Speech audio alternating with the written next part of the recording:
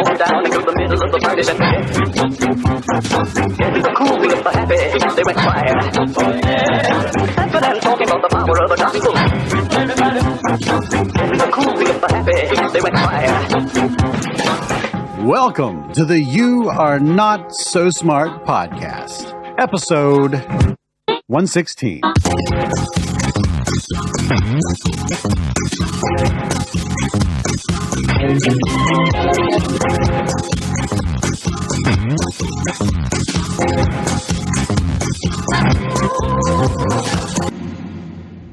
Bring her back online.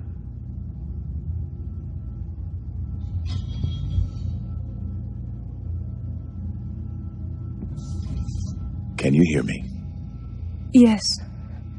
I'm sorry, I'm not feeling quite myself. You can lose the accent.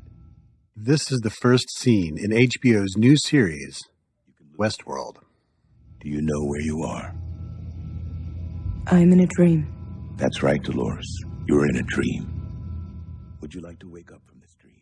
In the show, Westworld is a theme park in the future in which people pay huge sums of money to immerse themselves in a sort of real-world version of a role-playing video game like The Witcher or Skyrim or Grand Theft Auto or Red Dead Redemption or something like that.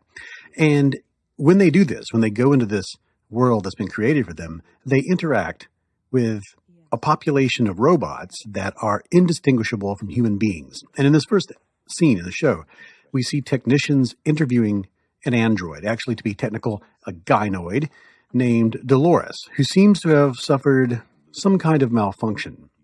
And they inspect the androids and their states of mind, their programming, their codes, by talking to them directly. Would you like to wake up from this dream? Yes. I'm terrified. There's nothing to be afraid of, Dolores, as long as you answer my questions correctly. Understand? Yes. Good. First, have you ever questioned the nature of your reality?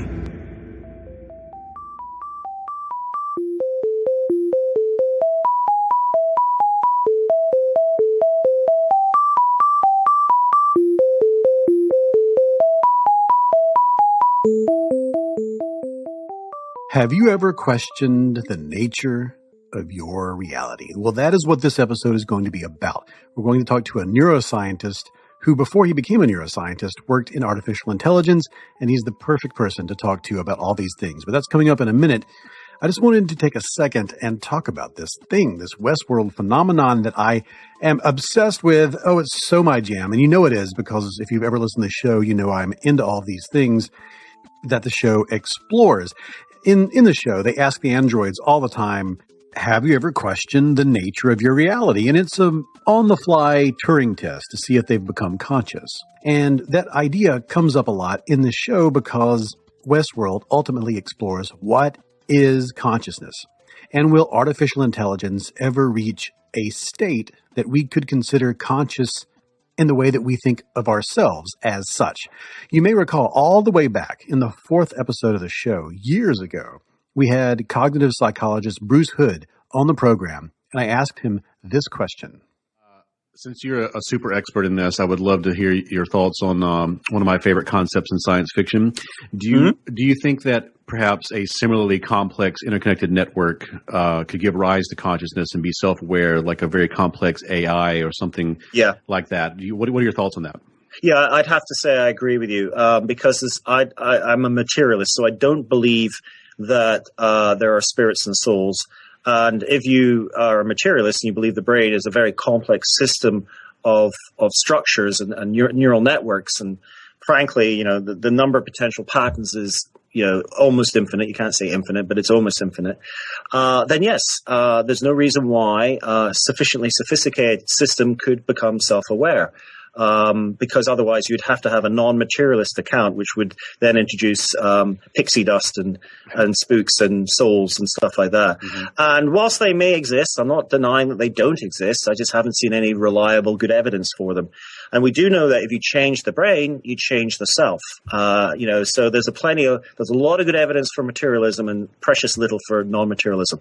In that episode, Bruce Hood goes on to say that there is one big caveat, of course. The brain is incredibly complex, and it takes many years to build up that complexity.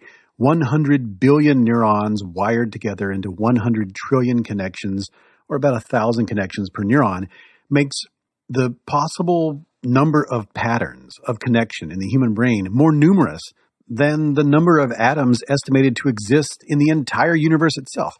Yes, that's patterns, not connections. So that's how that number can work out to be so big. So that's why consciousness is considered to be the hard problem of science, harder than anything else we've ever tried to solve, so difficult that some scientists think it's unsolvable. It also means that we've made very little progress into understanding the nature of consciousness, why it exists, how the goop in your head gives rise to thoughts and emotions, what is the self, and so on. Some of our oldest hypotheses are still just as likely as the ones put forth in recent years. It's just so difficult to sort out what is a reasonable idea when it comes to these mysteries. In fact, one of our most recent hypotheses that got a lot of press in 2014 was featured in Westworld. In the show, the creator of the park, Robert Ford, is played by Anthony Hopkins, and he often brings up theories concerning the mysteries of consciousness. Here he is talking about the one that I just mentioned. I read a theory once that the human intellect was like peacock feathers, just an extravagant display intended to attract a mate. All of art, literature, Beethoven, Mozart, William Shakespeare, Michelangelo, and the Empire State Building. Just an elaborate mating ritual. Maybe it doesn't matter that we have accomplished so much for the basest of reasons. But of course, the peacock can barely fly. It lives in the dirt, pecking insects out of the muck, consoling itself with its great beauty. Oh. And early in the show, Hopkins mentions an idea that caused a big stir in 1976. And I was thrilled when they mentioned this. It came from psychologist Julian Jaynes' book, The Origin of Consciousness in the Breakdown of the Bicameral Mind. The idea that primitive man believed his thoughts to be the voice of the gods. I thought it was debunked. No, it's a theory for understanding the human mind, perhaps, but not as a blueprint for building an artificial one. See, Arnold... The bicameral mind was such a challenging idea and so mind-bending that, well, we're still talking about it, right? We're talking about it right now. It's in this show. It's in this episode of Westworld. And it's contentious. Plenty of scientists today, they just think it's ridiculous. But plenty of others give it some credit. And in philosophy, it gets a lot of credit. The idea is that bicameralism, bicameral meaning two chambers, two rooms, is a theory of consciousness in which part of the mind, part of the brain is giving commands, and the other part is hearing those commands and either obeying them or disobeying them. And so when you hear those thoughts without a concept of the brain or the mind, you assume they come from elsewhere.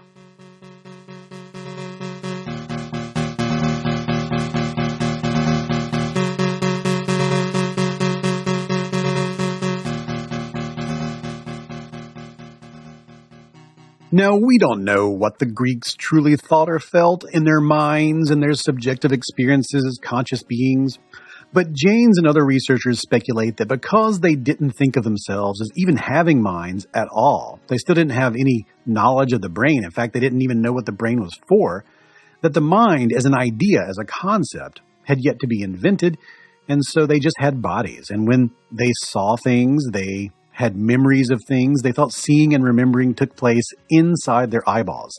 When they felt afraid, that feeling happened in their hearts and in their stomachs. When they felt inspired, that was in their chest because they went when they were inspired. Inspiration. You see, these are all pretty much supported by the things that we read in their literature from the records that we can find. And Jaynes said that since these people probably didn't have a concept of a mind or a word for it, they likely assumed when they had inner thoughts like, I would like a slice of carrot cake, They didn't think that came from their inner selves. Instead, it came from the voice of an external agent. Instead of, I would like a slice of carrot cake, they intuited, go eat some carrot cake. And that came from somewhere. And if it didn't come from a mind, remember they don't have a concept of this, they assumed the source of those seemingly unbidden thoughts came from the most logical source they could think of, a god. Or so Jane said.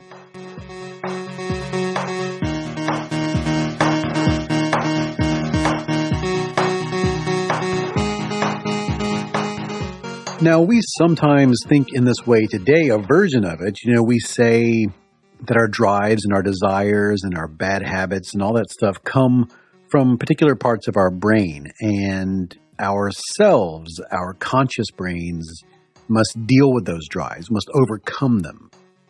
And we can see that if you labeled those things as gods, it's not much of a stretch to see where James was coming from. And here's where he's coming from. Here's the thing that shook everything up when he put out the book. He said that because they didn't have a concept of consciousness, they weren't conscious.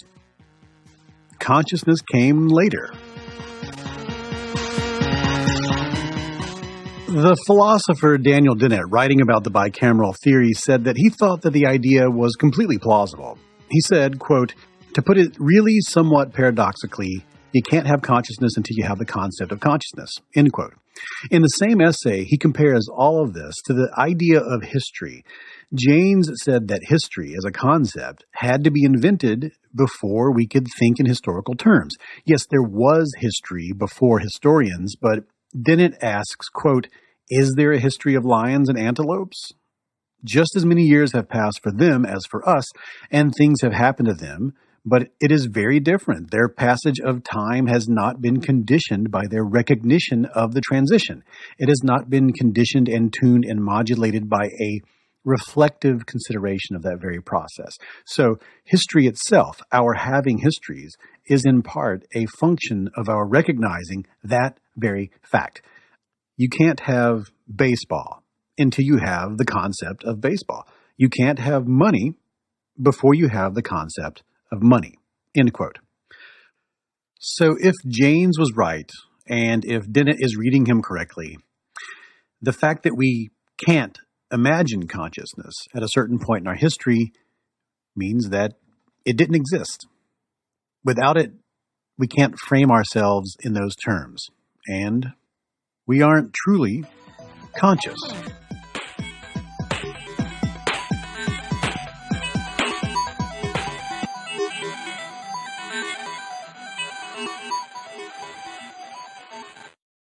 Like I said, maybe all this is nonsense. But one of the most incredible things about neuroscience is that ideas like these, which would have been trapped in philosophy and speculative psychology, are actually being tested right now. And even weirder ideas are emerging from that investigation. Even stranger questions are now possible because sometimes we actually get answers. For instance, one of the first questions I think anyone asks once they start to think in weird, abstract terms is, do we all see the same colors? Like, when I see what I call green, do you see the same exact thing or something different? And since we both call it the same thing, how would we ever know if we actually had two different experiences when looking at that wavelength of light? Out here, in the world of lay people or, non-scientists, that seems like a, whoa, dude, bong, rip, magnets, how do they work kind of question. But if you ask it of a neuroscientist, you'll get a concrete answer. So do we all see the same color? We actually know that even among people that are color normal, that there are wide variations in our color perceptions. That's neuroscientist Donald Hoffman.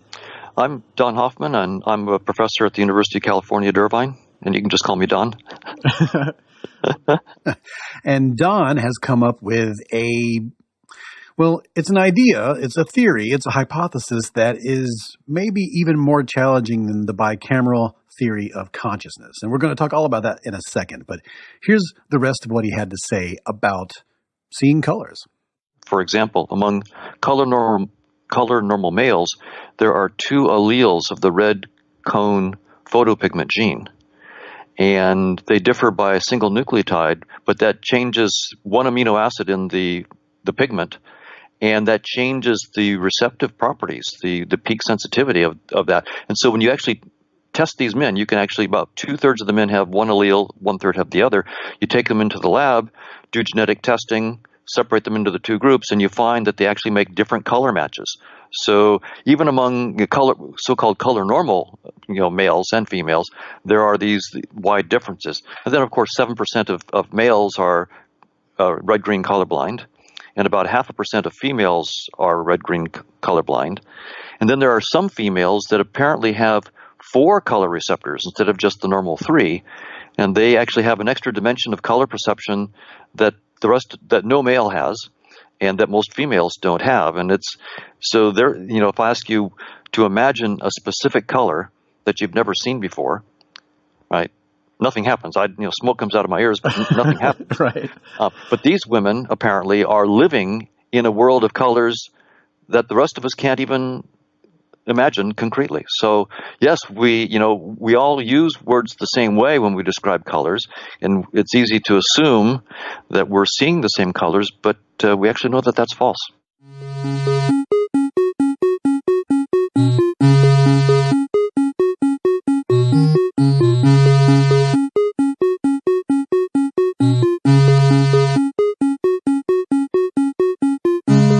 My name is David McCraney. This is the You Are Not So Smart podcast. In this episode, we are exploring reality itself, consciousness. What is real? What is perception? What is reality? All of that is the focus of this episode.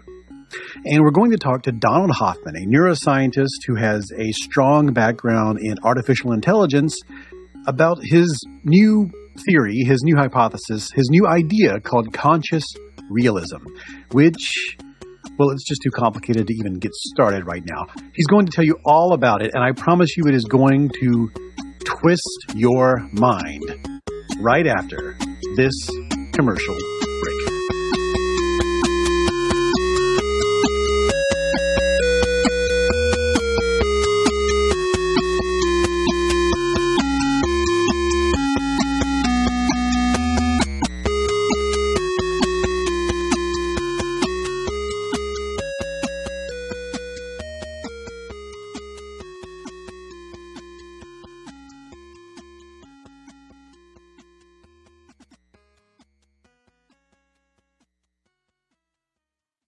I am always trying to push the boundaries of what I know and learn as much as I can, which means exploring what I don't know. And with the Great Courses Plus, there is always something new to discover. I love just going through their catalog, just adding stuff to my queue, going, I didn't know that. I didn't know that. Oh my God, how can there be a professor who studies that? And I love being able to watch or listen to these fascinating lectures whenever I want to do that. And I can learn about anything that interests me: science, mathematics, history, chess, photography, cooking, dystopian futures. I recommend checking out Science Wars, What Scientists Know and How They Know It. This is a great course to introduce people to the way that science really works, to the process. It's messy, it's weird, and it took us a long time to figure out how to figure out stuff. And we were wrong almost every step of the way until some really big pieces came together. This is a great course for people who listen to this show to see how science is the process of digging out of the giant hole of stupid we kept falling into for millennia. Now, I know you're going to love the Great Courses Plus as much as I do, so they're giving my listeners a free month. You can listen to the course that I just described to you or any other course for free for a month. But you have to sign up through my special URL. And that is thegreatcoursesplus.com/smart. Get started today. That is thegreatcoursesplus.com/smart.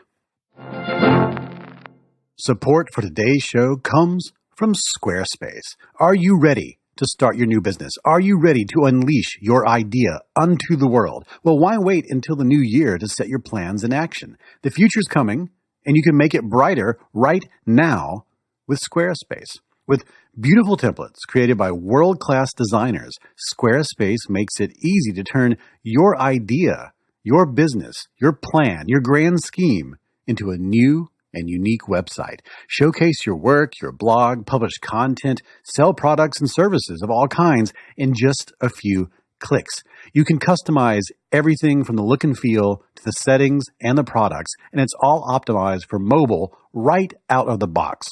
Use Squarespace's analytics to help you grow in real time, and there's nothing to install, patch, or upgrade ever. But if you do have a question, Squarespace's award-winning 24/7 customer support is there to help. A dream is just a great idea that doesn't have a website yet. So make it a reality with Squarespace. Go to squarespace.com for a free trial, and when you're ready to launch, use the offer code SOSMART to save 10% off your first purchase of a website or domain. That's squarespace.com, and the offer code is SOSMART. And now we return to our program.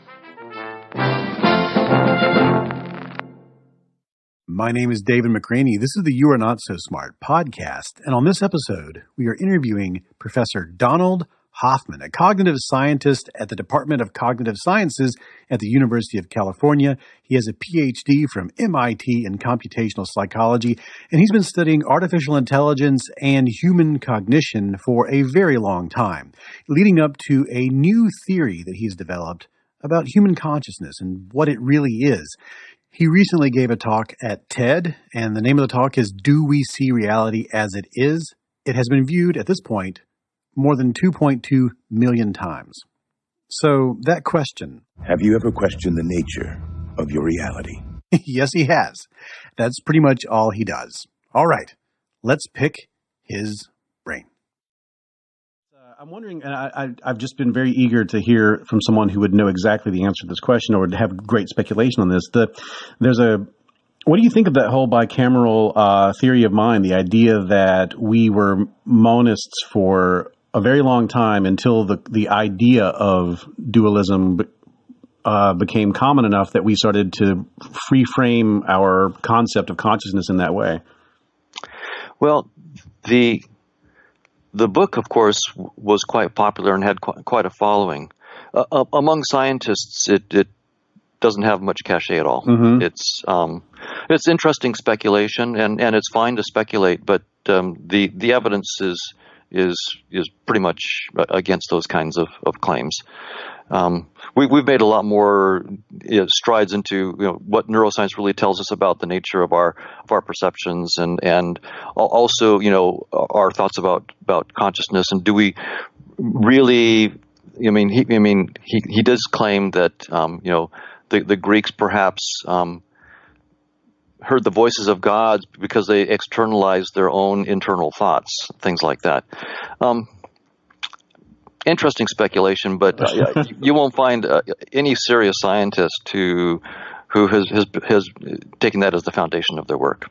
Well, that is a good segue into your stuff, because you have been I wouldn't say exactly. It's not an identical kind of challenge, but you certainly have introduced ideas into academia, and as you've demonstrated, you are a empirical scientific explorer of things. You're a neuroscientist. You're not one of these sort of Rupert Sheldrake type. Not to disparage Rupert Sheldrake, but you despite all that, you have these some very challenging ideas, and I'm going to run through this sort of in a way so we can ramp up to it. You say that in your TED Talk that we've made very little progress in understanding the relationship between brain activity and conscious experience, and even though we've really, really worked hard on this problem, it seems like.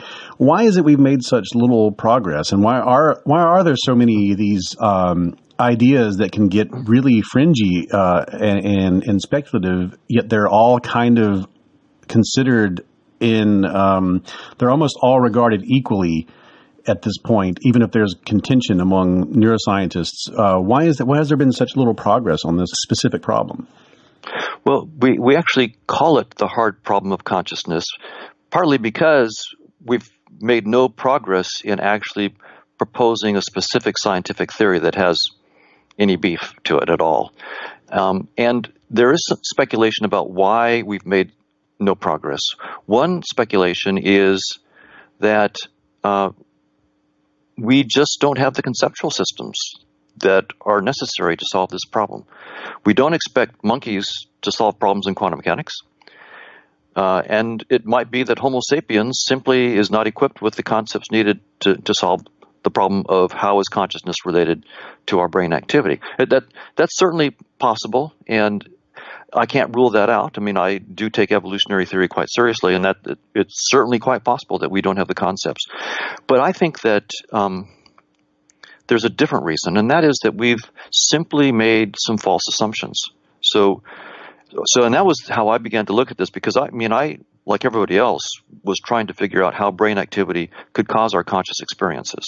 And I couldn't think of anything intelligent to say about that. I mean, much less frame a theory. And when you look at all the so-called theories out there, for example, integrated information theory or orchestrated collapse of microtubule states and so forth, when you actually look at them, there's no beef. There's nothing. For example, there's no specific account for any particular conscious experience, like say the taste of chocolate. What integrated information state of the brain is identical to chocolate that's never been put out there? I've asked Tononi in person just a few weeks ago. There's not one concrete. They have no concrete case that they can point to. So we now know that this causal integrated structure is chocolate, and this other one is the taste of a lemon, and here's the principal reasons why. There's nothing remotely like that, and no idea about how to even get that.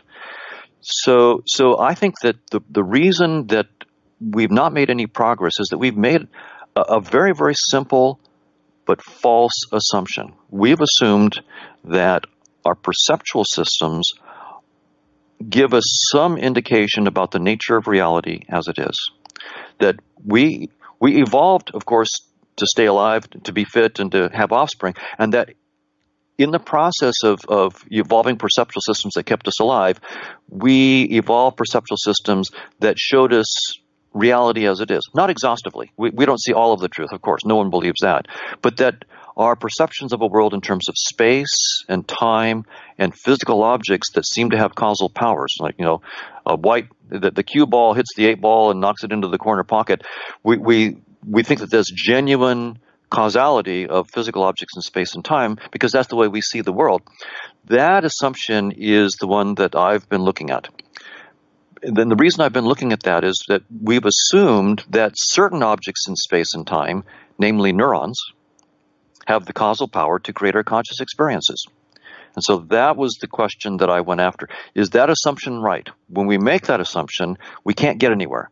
When we assume that neurons cause our conscious experiences and neural activity causes our behavior, we run into deep, deep problems.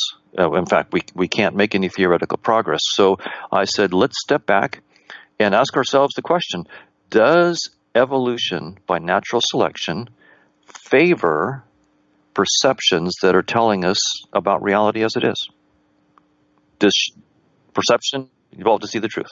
No, so this is your big challenge because this is what I learned in school is the idea that the brain constructs reality. It does, and it's sort of a virtual reality. And that was communicated pretty well. But it also that our ancestors who saw a more accurate picture of, or had a more accurate perception of the objective reality that we don't completely bring into our minds, but the ones that had a more accurate perception of it were more successful. And so it's over time, you become more fit by having more accurate perceptions that better fit reality and so on. So, and you challenge this completely, correct? That's right. You've, I think, nicely summarized the standard view in the field, that those of our ancestors who saw more accurately had a competitive advantage over those who saw less accurately, and therefore were more likely to pass on their genes that coded for the more accurate perceptual systems. And so we can be quite confident that we don't see all of reality as it is, but we do see some of reality, namely the part of reality that we need. We see it accurately. And that was the very question the various assertion that I then question. We don't have to wave our hands. Evolution by natural selection is a mathematically precise theory. We have the tools of evolutionary game theory, evolutionary graph theory, and genetic algorithms. And so we can pose a precise mathematical question and ask, under what conditions